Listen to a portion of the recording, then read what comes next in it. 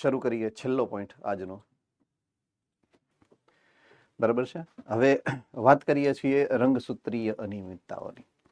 આની પહેલાનો જે ટોપિક હતો એ જનીનિક અનિયમિતતા હતી. કોઈ એક જ સિંગલ જનીન હોય અને એની અનિયમિતતા હોય ત્યારે આપણે એને જનીનિક અનિયમિતતા કીધી છે. અને એટલા માટે એનું બીજું નામ હતું મેન્ડેલિયન અનિયમિતતાઓ, કારણ કે મેન્ડલે જનીન કે કારકનો કોન્સેપ્ટ આપણને સમજાવ્યો છે.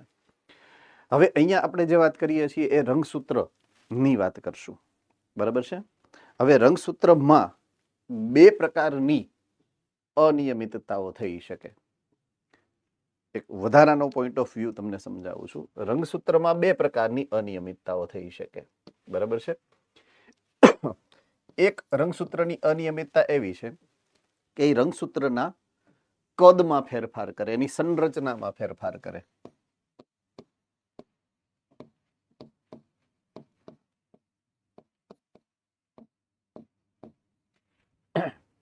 રંગસૂત્રની સંરચનામાં ફેરફાર કરે. રંગસૂત્રની સંરચનામાં ફેરફારનો મતલબ એ થાય કે કાં તો રંગસૂત્રનું કદ વધે એટલે કે લંબાઈ વધે અથવા તો લંબાઈ ઘટે. બરાબર છે. તો એ ના પાછળનું કારણ આપણે સમજી ચૂક્યા છીએ. આગળ કોઈને યાદ છે આગળના પોઈન્ટમાં ક્યાંક આપણે સંરચનાત્મક ફેરફારની વાત કરી ચૂક્યા છીએ? યસ, કોને યાદ છે? રાજકોટ, અમદાવાદ, ભુજ 3 સેન્ટર છીએ આપણે. કોઈને યાદ હોય તો ઓકે. ચાલો, જનીનિક વિકૃતિના બે પ્રકાર હતા. પહેલો પ્રકાર પોઈન્ટ મ્યુટેશન, બીજો પ્રકાર frame shift mutation. Frame shift મ્યુટેશનની લાક્ષણિકતા બોલો રાજકોટ. ફ્રેમ શિફ્ટ મ્યુટેશનની લાક્ષણિકતા.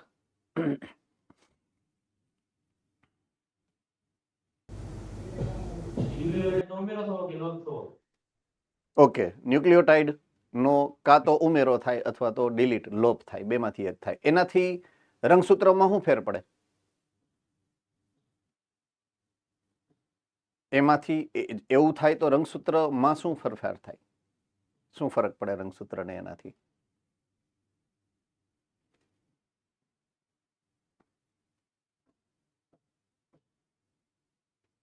કોઈ ડીએનએમાં જો ન્યુક્લિયોટાઇડ દૂર થાય અથવા તો ડીએનએમાં ન્યુક્લિયોટાઇડનો ઉમેરો થાય તો રંગસૂત્રમાં શું ફેરફાર થવો જોઈએ?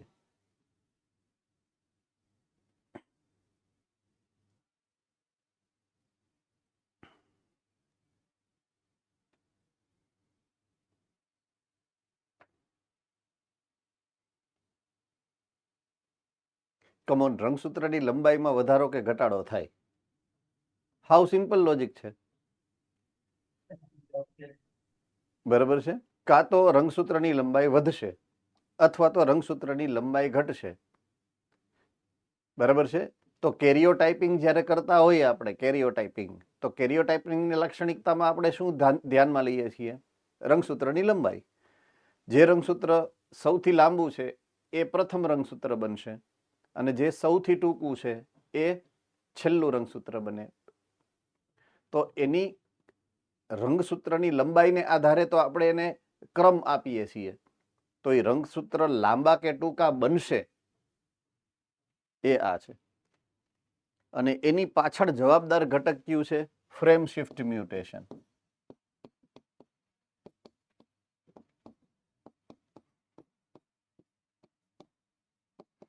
તો આ ફ્રેમ શિફ્ટ મ્યુટેશનને કારણે એના સંરચનામાં ફેરફાર થાય.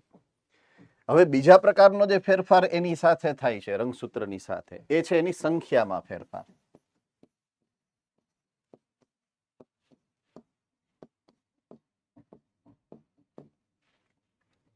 આ આપણે ઓલરેડી એક વખત ચર્ચામાં લઈ લીધું છે. આપણા માટે અત્યારે જે જોવાનો મુદ્દો છે ને એ આ હશે, સંખ્યાની અંદર થતો ફેરફાર. તો હવે આપણે જે પોઈન્ટને ડિસ્કશનમાં લેશું એ આ પોઈન્ટને ડિસ્કશનમાં લઈએ છીએ. રંગસૂત્રની સંખ્યાને આધારે થતી અનિયમિતતાઓ છે. બરાબર છે.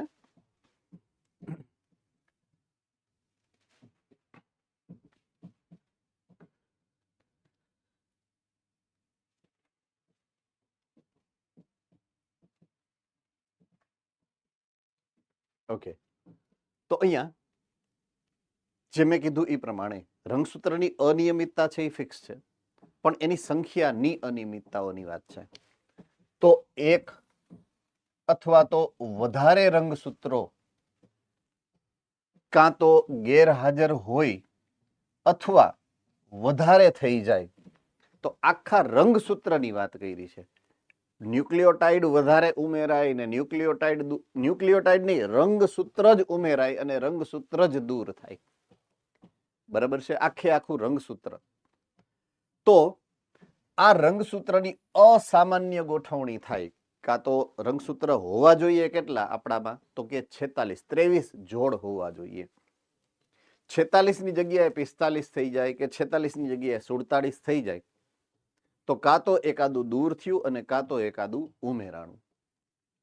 આવી જો ઘટના બને છે, સંખ્યાનો વધારો કે ઘટાડો, ત્યારની અનિયમિતતાઓ ની આપણે વાત કરવાની છે અત્યારે. એટલે રંગસૂત્ર અનિયમિતતાઓનો અર્થ આવો થાય છે. રંગસૂત્રની જો રચના હશે ને તો એ જનનિક અનિયમિતતા કહેવાય, પણ રંગસૂત્રીય અનિયમિતતાઓની જ્યારે વાત કરશું ને તો એ સંખ્યાની અનિયમિતતાઓ છે, જેના બે પ્રકારો છે. એકને કહેવાય એન્યુપ્લોઇડી અને એકને કહેવાય યુપ્લોઇડી. યુપ્લોઇડી ને બે નામ છે, યુપ્લોઇડી ને પોલીપ્લોઇડી પણ કહેવાય. બરાબર છે? તો એક છે એન્યુપ્લોઇડી અને એક છે યુપ્લોઇડી. આ બે પ્રકારની પ્લોઇડીની વાત આપણે સમજવાની છે.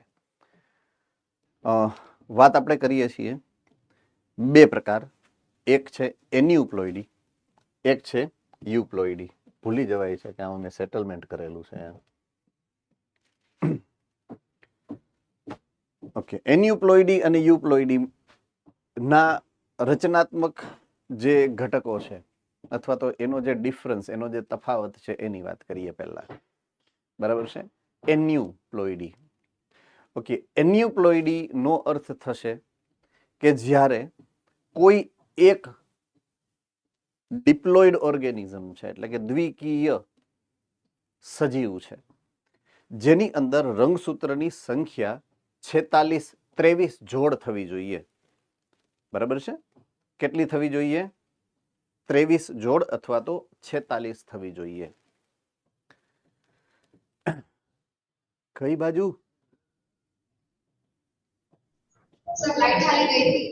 ઓકે, ઠીક છે, ઓલ રાઈટ.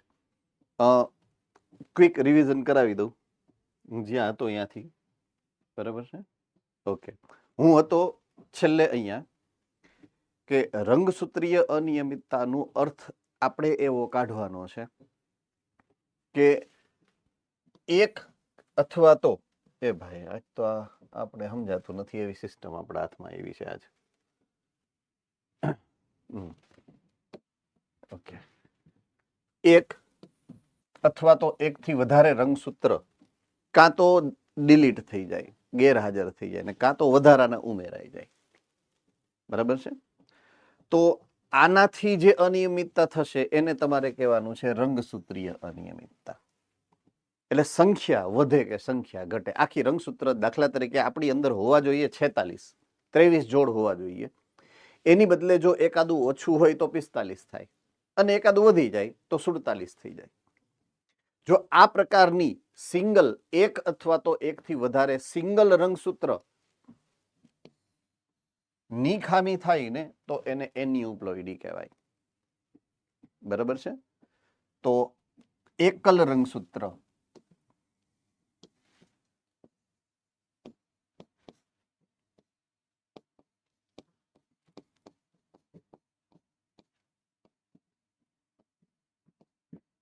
એ વધારો પણ હોઈ શકે અને ઘટાડો પણ હોઈ શકે એન્યુપ્લોઇડીમાં, પણ રંગસૂત્ર. હવે જીનોમ, આખો જીનોમ,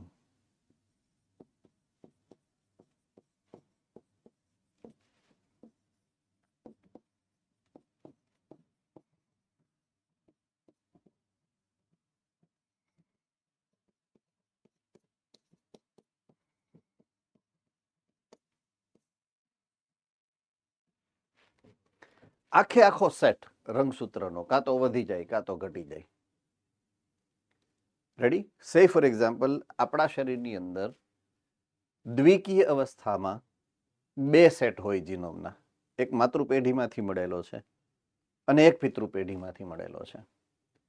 હવે બેની બદલે 3 સેટ આવી જાય અથવા તો બેની બદલે એક જ સેટ બને તો એને આવી સંખ્યાની આખા સેટની અનિયમિતતા કહેવાય. ઓકે, હું એક ઉદાહરણ આપું છું તમને. દાખલા તરીકે જ્યારે જન્યુ જનન થાય ત્યારે બેમાંથી એક જ સેટ એ નવા કોષમાં જશે. એમાં ઘટાડો છે એટલે એને આપણે રિડક્શનલ ડિવિઝન એવું નામ આપ્યું હતું. જો યાદ હોય તો ચેપ્ટર નંબર 10 ધોરણ 11 એને રિડક્શનલ ડિવિઝન કહેવાય. બરાબર છે? અર્ધીકરણ. તો એને આપણે પોલિપ્લોઇડી નથી કહેતા કારણ કે એમાં ઘટાડો થયો છે. પણ જો વધારો થાય, દાખલા તરીકે દ્વિકીયની બદલે ત્રિકીય બની જાય, 2n ની બદલે 3n બની જાય, તો એ પોલિપ્લોઇડી જ કહેવાય કારણ કે એમાં એક વધારાનું ઉમેરો છે. તો અહીંયા ઘટાડો છે ને એ નીકળી ગયો. ઘટાડાને આપણે એમાં સ્થાન નથી આપતા. બરાબર છે? વધારો થાય ને ત્યારે જ પોલિપ્લોઇડી કહીએ છીએ. અનિયમિતતામાં બે આવે, વધારો પણ થઈ શકે અને ઘટાડો પણ થઈ શકે. પણ જ્યારે હું પોલિપ્લોઇડીની વાત કરીશ તો એમાં હંમેશા વધારો જ થાય છે. એટલે 2n ની બદલે 3n 4n વગેરે થાય એમ. તો એવું એકેય ઉદાહરણ તમને યાદ છે કે જેમાં પ્લોઇડી વૈધી હોય? ઓકે, રાજકોટ ગુરુકુલ.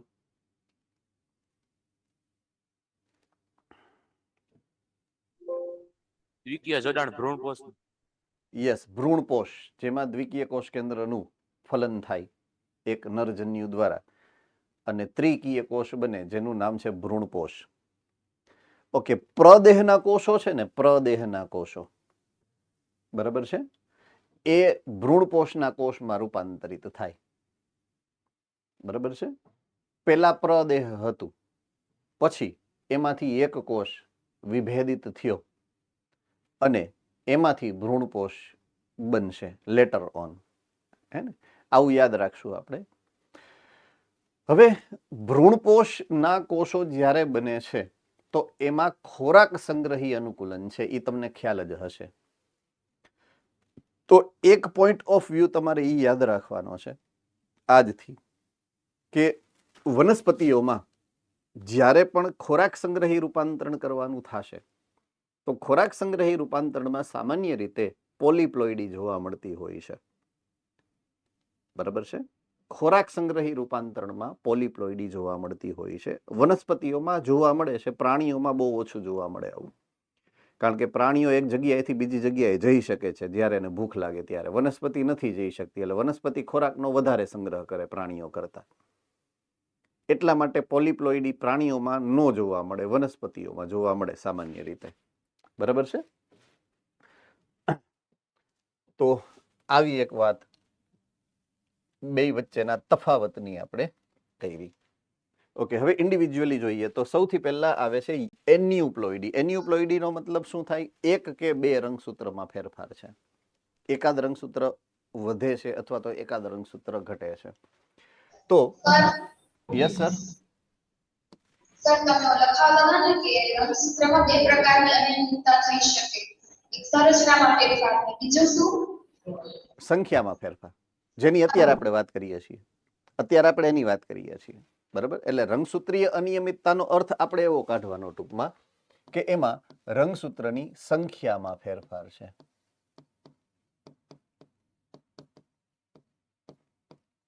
જો એની સંરચનામાં ફેરફાર હોય ને તો આપણે એને અલગ નામ આપ્યું છે, ફ્રેમ શિફ્ટ મ્યુટેશન. બરાબર છે? રંગસૂત્રની અનિયમિતતાઓ બે પ્રકારની હોય ટૂંકમાં. કાં તો એની રચનામાં ફેરફાર ને કાં તો એની સંખ્યામાં ફેરફાર.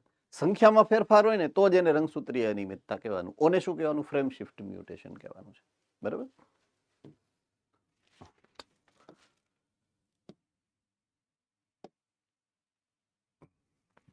ઓકે, હવે સિંગલ રંગસૂત્ર અથવા તો એકથી વધારે એક જ સેટની અંદર જો રંગસૂત્રમાં વધારો કે ઘટાડો થાય તો જીનોમમાં કોઈ એક રંગસૂત્ર અથવા તો એકથી વધારે રંગસૂત્રમાં વધારો કે ઘટાડો થાય તો એને આપણે નામ આપશું એન્યુપ્લોઇડી.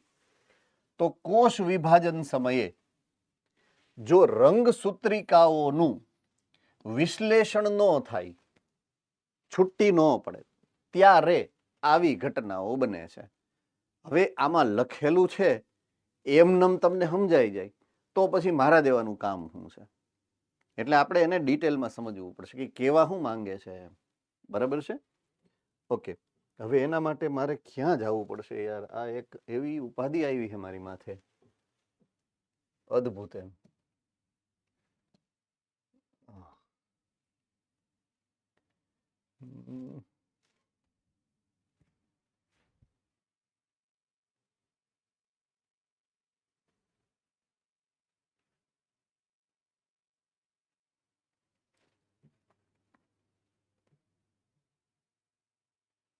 આવ્યું એ કંઈક. ઓકે, હું કોષ વિભાજનમાં પહોંચ્યો અત્યારે. કોષ વિભાજન. હવે મારે જે ઘટના તમને સમજાવવી છે ને એ ઘટનાનું નામ છે નોન ડિસ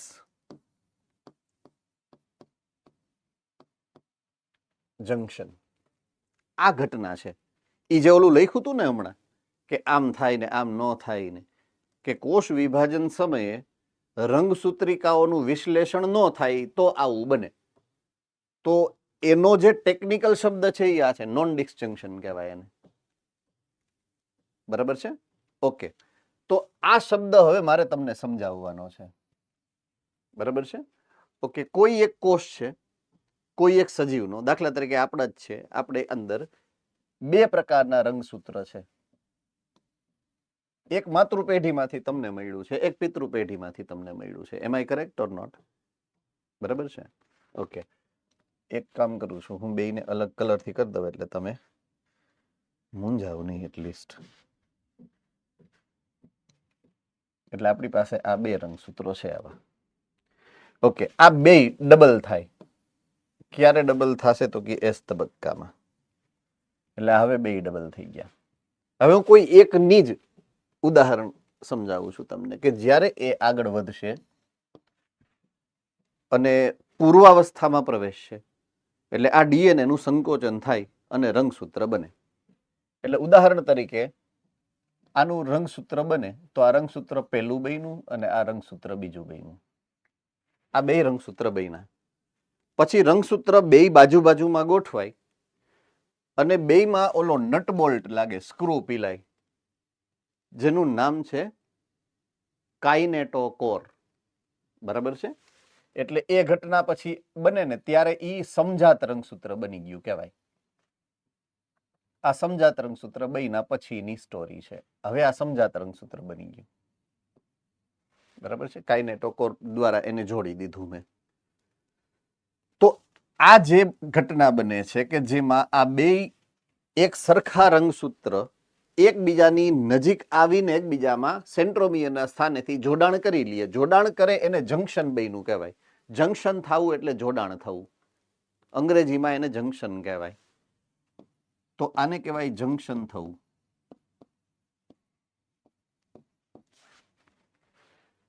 ચાલો, અર્થ ખબર પડી ગઈ છે. રેડી? હવે આ રંગસૂત્ર જેમ ભેગા થયા છે રંગસૂત્રિકાઓ એમ છૂટાઈ પડે છે ને. છૂટા પડવાની જવાબદારી કયા તબક્કાની છે? હમણાં જ આવ્યું હતું. Yes, Bhuj centre. ભાજનોત્તર અવસ્થામાં. તો ભાજનોત્તર અવસ્થામાં શું થાય? તો કે બે બાજુ ઓલા ત્રાક તંતુથી આ જોડ્યા હતા ને રંગસૂત્રને આપણે, બે સાઈડથી ત્રાક તંતુઓ આમ હામે ખેંચે એને અને ઈ એના સેન્ટ્રોમિયરના સ્થાનેથી એનું વિભાજન પ્રેરે. બરાબર છે? તો એને કારણે શું થાય કે બંને રંગસૂત્રિકાઓ પોતપોતાના ધ્રુવ વિસ્તાર તરફ ખેંચાય છે એટલે નોખી પડે છે. બરાબર છે? એમ આઈ વેરી કરેક્ટ? યાદ આવી ગયું ને? તો આ જે ઘટના થઈ ને એને ઊંધું ડિસજંક્શન કહેવાય. અહીંયા ભેગી થઈ હતી બે એટલે એને જંક્શન થયું એવું કહેવાય. આમાં બે નોખી પડી ગયા એટલે ડિસજંક્શન થયું. અંગ્રેજીમાં વિરોધાભાસી શબ્દ છે બે. જંક્શન, ડિસજંક્શન, લાઈક, ડિસલાઈક, એ રીતે. બરાબર છે? તો શું થયું? આ ડિસજંક્શન. હવે હું ફરીથી ઓલું સ્ટેટમેન્ટ યાદ કરું, લખ્યું હતું એન્યુપ્લોઇડી માટે. કે ભાજનોત્તર અવસ્થામાં સેન્ટ્રોમિયરના સ્થાનેથી બેયનું વિશ્લેષણ ન થાય, આવી ગયું, એને આ કહેવાય નો થયું, डिसजंक्शन नो थ्यू, नॉन डिसजंक्शन। अब समझ में आ रही है बात पूरी?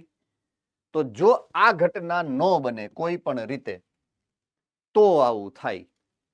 ओके, हवे आवुं क्यारे बने, क्यारे बने एवुं? रेडी? ओके, आ छे ई रंगसूत्र छे एवुं मानी लेवानुं।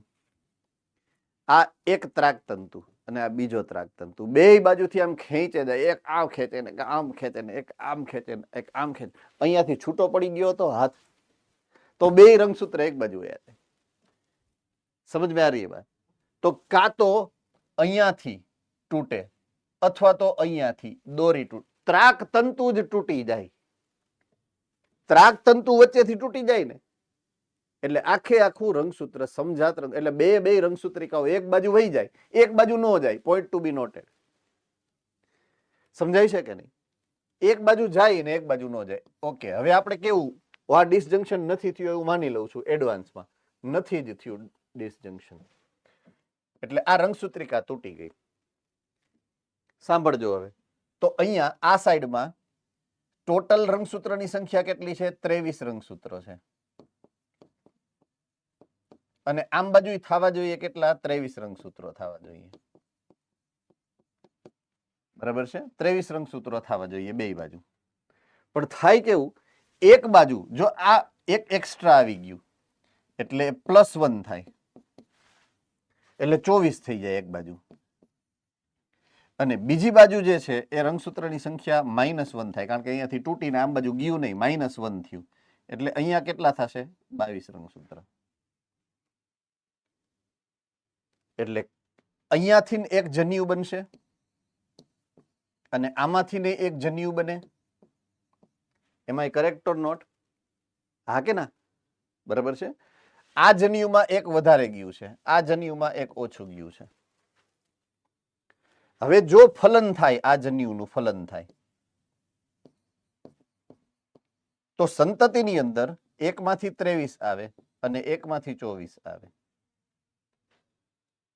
તો એના જે 2n નો સેટ છે, 2n ના સેટમાં એક વધારે આવે, એટલે કે સંખ્યા કેટલી થાય ઈ સંતતિમાં રંગસૂત્રની? 23 દુ 46 ને +1 47 રંગસૂત્ર થાય। બોલો, હવે જો ફલન આના દ્વારા થશે તો 23, એક ઓછું આવે 22, આને શું કહેવાય ખબર છે? 2n -1 કહેવાય। 2n એટલે 46, એમાં એક ઓછું। ક્લિયર થઈ ગયું? Yes or no?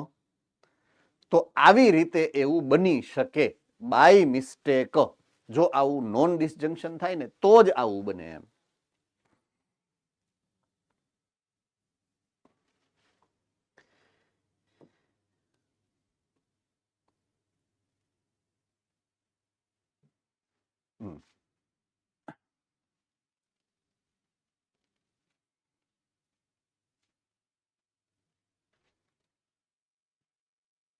યસ, અહીંયા હતા આપણે।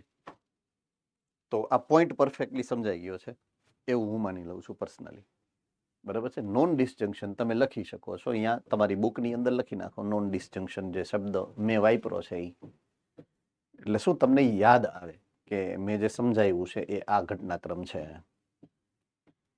શબ્દ કદાચ ઘણીવાર આવી જાય છે આવો ટેસ્ટ પરીક્ષાની અંદર, નોન ડિસજંક્શન।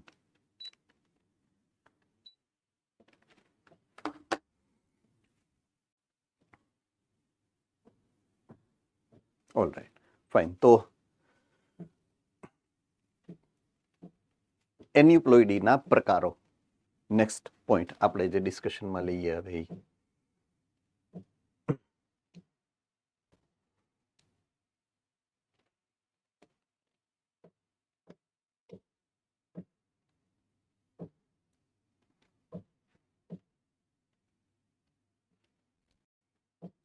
ઓકે,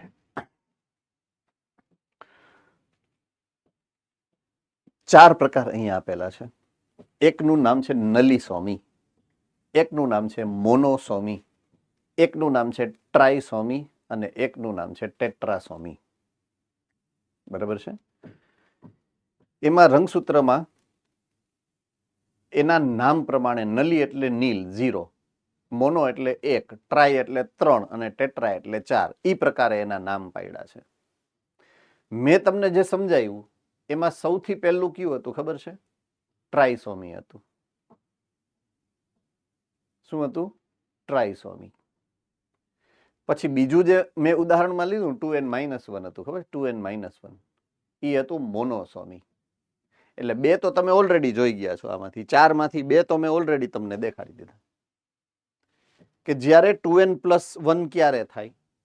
2n+1 ક્યારે થયું? તું જ્યારે એક વધારાનું આવી જાય તો.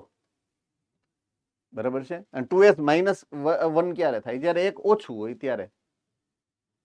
તો દ્વિકીય સેટમાંથી કોઈ એક રંગસૂત્ર દૂર થઈ જાય એટલે 2n-1 થાય તો એક કન્ડિશન, એક ઘટનાને મોનોસોમી કહેવાય. બરાબર છે. ઓકે, ટ્રાયસોમી ક્યારે બને? દ્વિકીય સેટમાંથી કોઈ એક રંગસૂત્ર ઉમેરાય છે. સેટમાં ઉમેરાય છે. જો ઉમેરાય વધારાનું આવે તો એને ટ્રાયસોમી. હવે ટ્રાય શું કામ નામ આવ્યું? અથવા તો મોનો નામ શું કામ આવ્યું? એ પણ એક ઇમ્પોર્ટન્ટ શબ્દ છે આપણા માટે અને એનું મિનિંગ આપણે જાણવું જરૂરી છે. ઓકે, દાખલા તરીકે કોઈ એક રંગસૂત્ર ઉમેરાણું છે. જન્યુ, દાખલા તરીકે નર જન્યુની અંદર 2 રંગસૂત્ર આવ્યા. માદા જન્યુ 1 રંગસૂત્ર લઈને આવશે. ઉદાહરણ તરીકે હું વાત કરું છું, આપણી પાસે 1 થી 11 નંબરનું રંગસૂત્ર છે. 11 નંબરના રંગસૂત્રમાં નરમાં જ્યારે શુક્રકોષ જનન થયું ને ત્યારે નોન ડિસજંક્શન થયું. અને 11મા નંબરનું જે રંગસૂત્ર છે એ એક જન્યુમાં ગયું ને એક જન્યુમાં ન ગયું.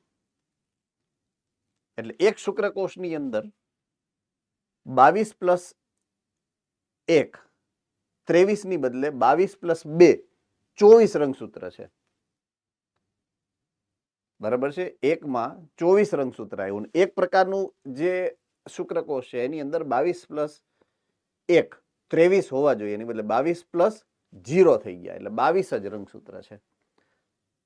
હવે ઓલા 24 રંગસૂત્ર વાળું જો જન્યુ જાય અને ફલન કરે તો માદા પાસે તો 23 છે જ અને આ ભાઈ 24 લઈને આવ્યા. કયા નંબરનું રંગસૂત્ર? 11મું. 11માના 2 સેટ કોની પાસેથી આવ્યા? નર પાસેથી. 1 સેટ કોની પાસેથી આવ્યો? માદા પાસે.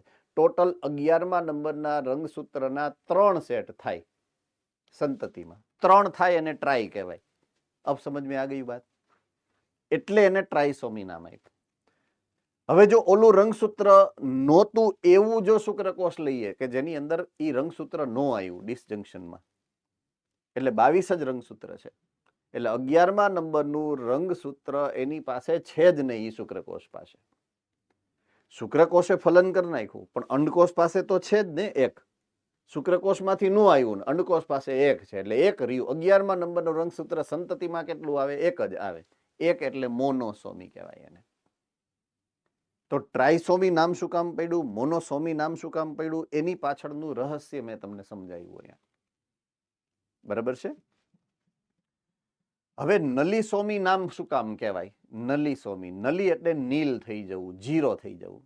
તો 0 ક્યારે થાય? કોઈ એક રંગસૂત્ર, દાખલા તરીકે 11મા નંબરનું રંગસૂત્ર જો 3 થાય તો ટ્રાયસોમી કહેવાય. 1 જ વધે તો મોનોસોમી કહેવાય ને 1 નો વધે ને તો નલીસોમી કહેવાય. તો દ્વિકીય સેટમાંથી કોઈ એક સિંગલ જોડ રંગસૂત્રની હાવે હાવ દૂર થઈ જાય.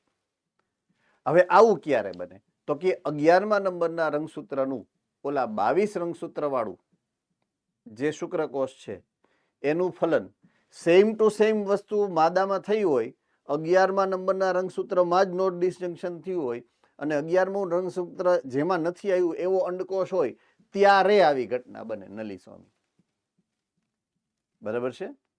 તો દ્વિકીય સેટમાંથી કોઈ એક રંગસૂત્રની જોડ આખે આખી ન હોય ને એને નલીસોમી કહેવાય.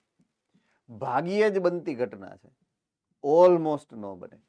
અને જો બને ને તો શક્ય જ નથી કે એ સંતતિ જીવે, કારણ કે રંગસૂત્રની ઉપરના જનીનો છે જ નહીં એની પાસે. તો કેટલા બધા પ્રકારની જેને કહેવાય ને કે ચયાપચયની પ્રક્રિયાઓ એની અંદર ન થાય. એટલે આવી સંતતિ કોઈ દિવસ જન્મ લે નહીં. લિથલ વિકૃતિ છે. આ લિથલ એટલે મારક વિકૃતિ છે આ, બરાબર છે. છેલ્લું છે ટેટ્રાસોમી. આખો સેટ ડબલ થાય. 11મા નંબરનું રંગસૂત્રની ઉદાહરણ લઉં તો એવો શુક્રકોષ કે જેમાં +1 થયું અને એવો અંડકોષ જેમાં +1 થયું, બરાબર. એટલે એક જોટો 11મા નંબરના રંગસૂત્રનો નરમાંથી આવે, એક જોટો, એટલે ટોટલ 4 રંગસૂત્રિકાઓ થાય. જો આવું થાય ને તો દ્વિકીય સેટમાં કોઈ એક જોડ રંગસૂત્ર ઉમેરાઈ જાય આખે આખો. એટલે 1ની જોડ, 2ની જોડ, 3ની જોડ, 11માની જોડ નહીં, જોડની જોડ થાય, 4 રંગસૂત્ર આવે, હે ને? તો એને કહેવાય ટેટ્રાસોમી. તો દ્વિકીય સેટમાં જો કોઈ આખા રંગસૂત્રની જોડ ઉમેરાય ને એના માટે આપણે વાપરીએ છીએ શબ્દ ટેટ્રાસોમી. તો નલીસોમી, મોનોસોમી, ટ્રાઇસોમી, ટેટ્રાસોમી તમને સમજાઈ ગઈ છે એવું હું માની લઉં છું. રેડી? પરફેક્ટ.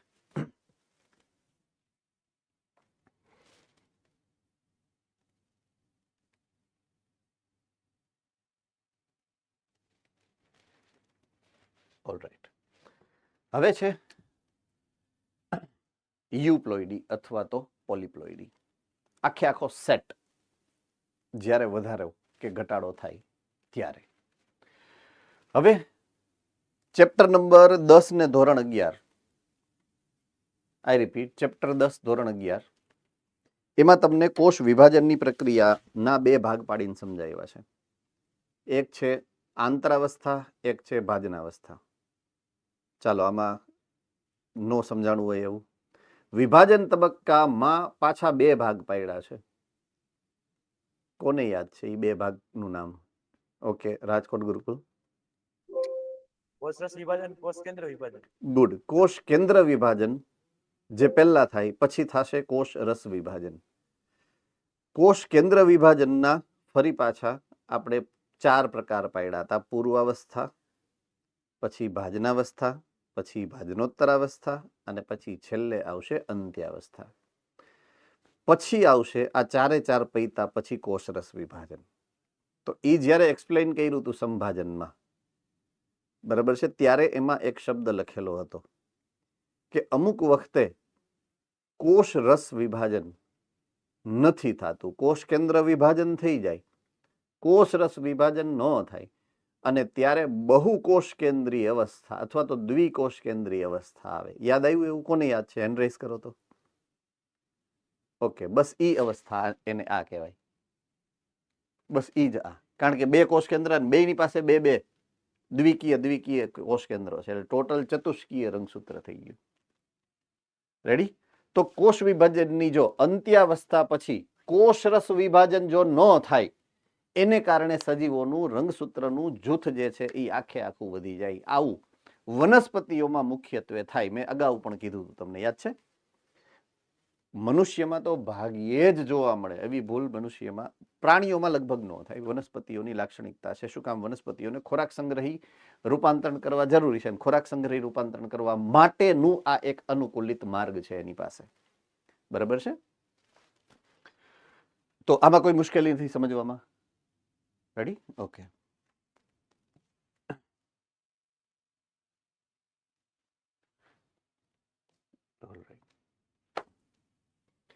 હવે 3 અનિયમિતતાઓ ઉદાહરણ તરીકે અહીંયા આપેલી છે તમને.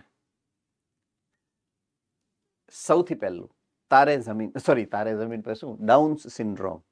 બરાબર? સો પહેલી અનિયમિતતાનું નામ છે ડાઉન્સ સિન્ડ્રોમ અથવા તો મોંગોલિયન મૂર્ખતા. હે ને? ઓકે, એમાં અગેઇન હું રિપીટ કરી દઉં, તારે જમીન પર ની અંદર જે એકચ્યુઅલમાં જે એનું ટાઇટલ સોંગ હતું ને એમાં જે માનસિક મંદ વ્યક્તિઓ બતાવે એ બધા ડાઉન સિન્ડ્રોમ વાળા જ હતા. એ જ રોગ, એને જ ડાઉન્સ સિન્ડ્રોમ કહેવાય.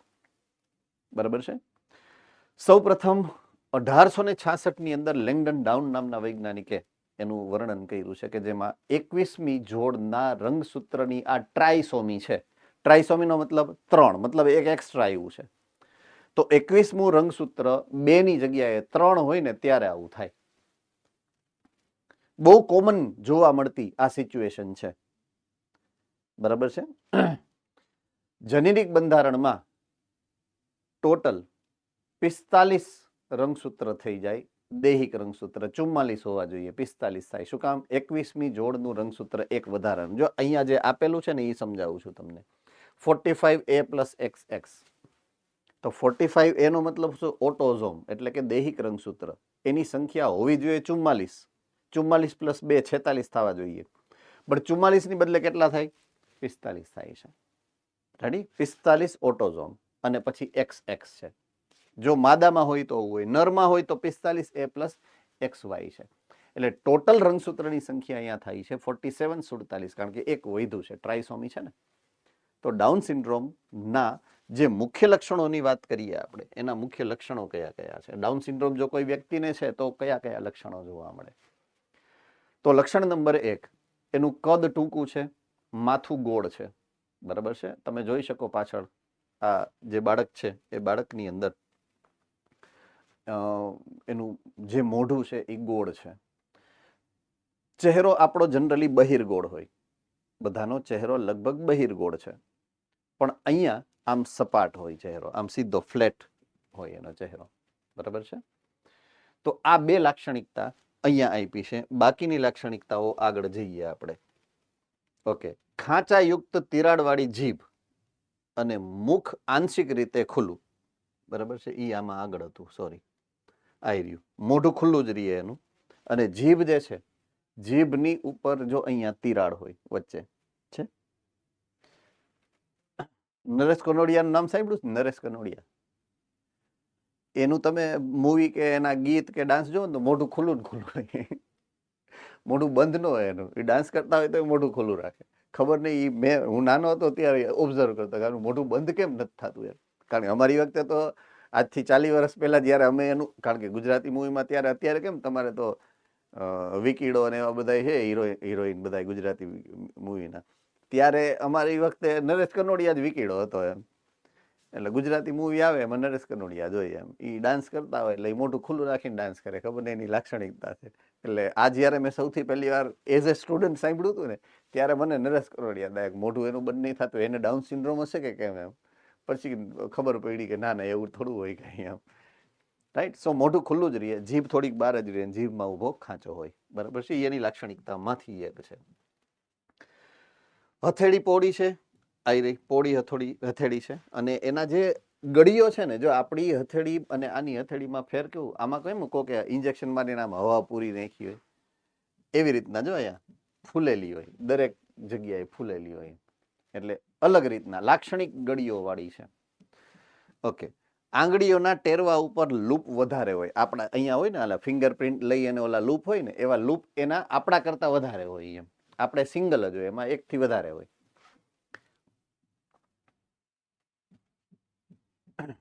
શારીરિક માનસિક મંદતા. શારીરિક મંદતાનો મતલબ એ છે કે જેટલા એ વધવા જોઈએ, જેટલો એનો વિકાસ થવો જોઈએ, વૃદ્ધિ એટલો ન થાય, એટલે ઓછી હાઈટ વાળા પ્રમાણમાં હોય.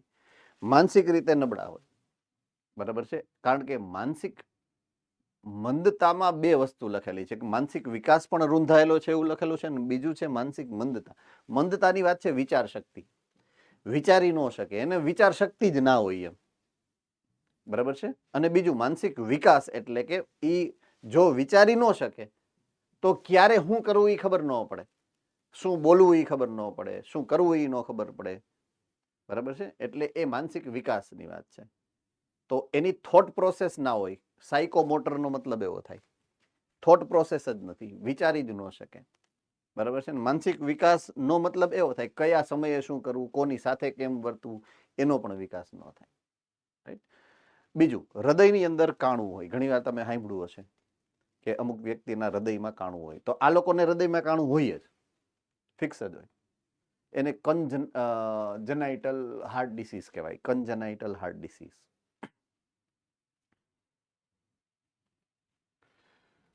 Okay. Abnormality number 2, Klinefelter's syndrome. બરાબર છે? પુરુષોની અંદર જ્યારે સ્ત્રીઓના લક્ષણો જોવા મળે, બરાબર છે, તો એ છે ક્લાઇનફિલ્ટર્સ સિન્ડ્રોમ. જનરલી આપણે હાઈવે ઉપર જઈએ અને ટોલ ટેક્સ અથવા તો જ્યાં કોઈ સ્પીડ બ્રેકર હોય, ત્યાં પેલા જેને આપણે સારી ભાષામાં કહીએ તો ફઈબા કે માસીબા કે કહીએ, એવું કહીએ આપણે, બાકી વિકૃત લોકો ઘણી બધી રીતે બોલી શકે એને. બસ એ જ આ લક્ષણ છે અને એ જ આ એબનોર્માલિટી છે, ક્લાઇનફેલ્ટર સિન્ડ્રોમ. બરાબર છે. તો એ થવાનું કારણ શું છે? તો કે એને એના જીનેટિક્સની અંદર XY રંગસૂત્ર, એમાં X રંગસૂત્ર વધી જાય, ટ્રાયસોમી થઈ જાય. X રંગસૂત્રની ટ્રાયસોમી એટલે XY છે અને X એક વધારાનું આવ્યું એટલે XXY થઈ જાય. જો આવી રહ્યું XXY થઈ ગયું. 22 જોડ દૈહિક રંગસૂત્ર તો છે જ, 22AA છે જ, પણ એક X રંગસૂત્ર વધારે છે. હવે જ્યારે XY ની જોડ હોય, XY ની જોડ, બરાબર છે, ત્યારે એ નોર્મલ પુરુષ હોય, પણ XXY આવે ને ત્યારે થાય શું? Y રંગસૂત્રની હાજરી હોય એટલે Y રંગસૂત્ર અછતો ન રહે, એ અભિવ્યક્ત થાય જ. એટલે વ્યક્તિગત રીતે જો એનો વિકાસ થશે તો નર તરીકે થશે. હવે અહીંયા બે બાયુ ભેરી થઈ XX, બરાબર, અને જ્યાં બે X ભેગા થાય ત્યાં બેમાંથી એકે અભિવ્યક્ત થવાનું હોય, આ નિયમ છે. તો એક X પણ અભિવ્યક્ત થાય અને એક Y પણ અભિવ્યક્ત થાય. તો શું કામ એવું થાય એની પાછળનું લોજિક આ છે. બરાબર છે કે બે અભિવ્યક્ત થાય છે, X પણ અભિવ્યક્ત થાય છે અને Y પણ અભિવ્યક્ત થાય છે. રેડી? આમાં કોઈને કઈ સમજવામાં મુશ્કેલી છે? All right.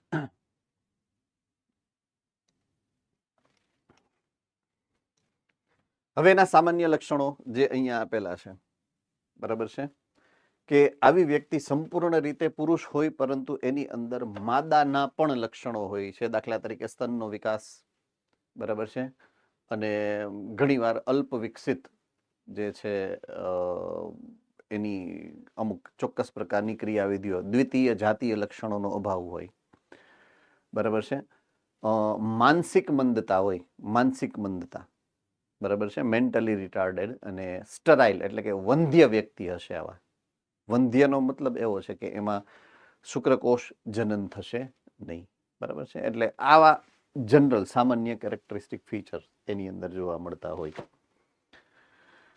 હવે નોન ટ્રાન્સલેટેડ છે એક છેલ્લી સ્લાઇડ, ટર્નર્સ સિન્ડ્રોમ વાળી, પણ એ તમે સમજી જશો, કોઈ એમાં બહુ મોટી વસ્તુ નથી. Okay. Absence of one of X chromosome in female, બરાબર છે. હવે આ અનિયમિતતા માદાની અંદર જોવા મળે અને એ છે મોનોસોમી. મોનોસોમી, X રંગસૂત્રની મોનોસોમી અને માદામાં જોવા મળે. એટલે ટોટલ દૈહિક રંગસૂત્ર 22 જોડ જ હોય એટલે 44 દૈહિક રંગસૂત્ર છે અને XX ની બદલે X0 છે, બરાબર છે. XX ની બદલે X0 છે. હવે એમાં સવાલ આપણા મગજમાં અત્યારે એક જ હોવો જોઈએ અહીંયા કે એક X રંગસૂત્ર તો છે, તો પછી ઈ માદાનો વિકાસ સામાન્ય શું કામ ન થવો જોઈએ? બરાબર છે. હવે જનરલી શું હોય, ફેમિનાઇન નેચર ની વાત કરો તો જ્યારે આપણે કોઈ પણ ઘરની અંદર બે સગી બહેનો હોય અથવા તો દેરાણી જેઠાણી હોય, ઇવન માં દીકરી હોય, એક લાક્ષણિકતા છે જ, ભેગા રહીએ એટલે બાંધે જ, બરાબર. એ માં દીકરીમાં લાગુ પડે. માં એમ કે આ દિવસ છે, દીકરી એમ કે નહીં, મને દિવસ નથી લાગતો, રાત્રિ જેવું લાગે છે, એમ ઊંધું જ હોય. એમ કે એક રોટલી ખાઈને આવજે, તો કે નહીં, હું એક રોટલી નહીં જ ખાવ, અડધી જ ખાઈશ. પાછું બાંધે અને એકબીજા વગર હાલે નહીં. એમ એ ન હોય તો એમ કે મને ગમતું નથી. એમ એ ભલે દેરાણી જેઠાણીઓ દરરોજ બાંધતી હોય તો એમ કે એના વગર મને ગમે નહીં. ભલે બે હગી બેન હોય, દરરોજ બાંધતી હોય તો એમ કે એક બેન ન હોય તો બીજી બેન વગર એને ગમે નહીં, ટૂંકમાં. એમ એમાં વેરી કરેક્ટ. હું જે કહું છું જે સ્ત્રીઓ છે કદાચ એ સમજી શકતી હોય વધારે પુરુષો કરતા એમ અત્યારે. તો X રંગસૂત્રનું એવું છે, સેમ કેરેક્ટરિસ્ટિક ફીચર છે.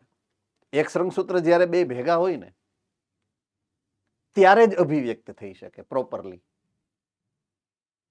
એક ન હોય ને તો બીજાને ગમે નહીં એટલે પૂરતું અભિવ્યક્ત ન થાય. અને આવી અનિયમિતતાઓ થાય. એકના અભાવે બે એક રંગસૂત્ર હશે ને તો એ પ્રોપરલી અભિવ્યક્ત થઈ શકે. હવે ટેકનિકલ ભાષામાં સમજાવું ને તો દ્વિતીયક જાતીય લક્ષણોની જ્યારે વાત આવશે ને એના વિકાસની, ત્યારે બે રંગસૂત્રની હાજરી જોઈએ એમાં. તો અહીંયા ઈ નથી એટલે ઈ તકલીફમાં મુકાઈ જાય છે. એટલે અસામાન્ય વૃદ્ધિ અહીંયા જોવા મળશે તમને. હવે સામાન્ય લાક્ષણિકતાઓની વાત કરીએ તો અહીંયા સૌથી પહેલું આ માદા વંધ્ય હશે, એમાં અંડપિંડ બની ગયા હશે ગર્ભાવસ્થા દરમિયાન, પણ એનો જે વિકાસ થવાનો હોય ને એ થાય નહીં, એટલે અવિકસિત અવસ્થામાં જ જળવાઈને રહે. રેડી? એટલે હવે જો દાખલા તરીકે જેમ જેમ ઉંમર વધે એ વ્યક્તિની, બરાબર છે, એમ એમ જ્યારે એના આ અંડપિંડનો વિકાસ થઈ અને એમાંથી જે એના જાતીય અંતઃસ્ત્રાવનો સ્ત્રાવ થવો જોઈએ એવું કઈ થાય નહીં. જો ઈ ન થાય તો એની અંદર દ્વિતીયક જાતીય લક્ષણોનો વિકાસ ન થાય. Lack of secondary sexual character, દ્વિતીય જાતીય લક્ષણો ન બને. ઓવરઓલ સ્ત્રીઓની અંદર આ જાતીય અંતઃસ્ત્રાવો માત્ર ને માત્ર પ્રાથમિક અને દ્વિતીયક જાતીય લક્ષણ પૂરતા જ નથી, એની ઓવરઓલ ગ્રોથની પ્રક્રિયા છે ને એ એની હારે સંકળાયેલી છે. બરાબર છે? ઇસ્ટ્રોજનનું કામ ગ્રોથ હોર્મોન જેવું પણ છે. બરાબર છે? એ વૃદ્ધિ અંતઃસ્ત્રાવ તરીકે પણ કામ કરશે જ્યારે સિક્રેટ કરવાનું શરૂ થશે ત્યારે. એટલે તમે જોયું હશે કે 12 વર્ષની ઉંમરમાં પહોંચ્યા પછી છોકરીઓની વૃદ્ધિ ઝડપથી થાય છોકરાઓના કમ્પેરિઝનમાં. જનરલ માર્ક કરજો, છોકરીઓ ઝડપથી મોટી થાય એવું હોય છે. એનું કારણ એ છે કે ઇસ્ટ્રોજનનો સ્ત્રાવ જેવો શરૂ થાય ને એટલે ગ્રોથ હોર્મોન પણ એનું કામ કરે ને ઇસ્ટ્રોજન એ ગ્રોથ હોર્મોનનું જ કામ કરે સાથે સાથે, એટલે વૃદ્ધિની પ્રક્રિયા ઝડપ થાય. હવે અહીંયા ઇસ્ટ્રોજન બને નહીં તો એમાં વૃદ્ધિ અંતઃસ્ત્રાવનું કામ મર્યાદિત રહે, એટલે એનું કદ નાનું હોય, ડ્વાર્ફ, ઓછું કદ હોય એનું. અને ઓફકોર્સ જ્યાં પણ રંગસૂત્રીય અનિયમિતતાઓ છે ને એની સાથે એક શબ્દ તો સંકળાયેલો છે કે માનસિક મંદ જ હોય. માનસિક મંદતા હોય જ, એ ગમે એ કેસ હોય. એટલે ત્રણેય કેસમાં માનસિક મંદતાઓ તો છે જ. બરાબર છે? તો દેટ્સ ઇટ. અહીંયા આપણું આ ચેપ્ટર પૂરું થાય.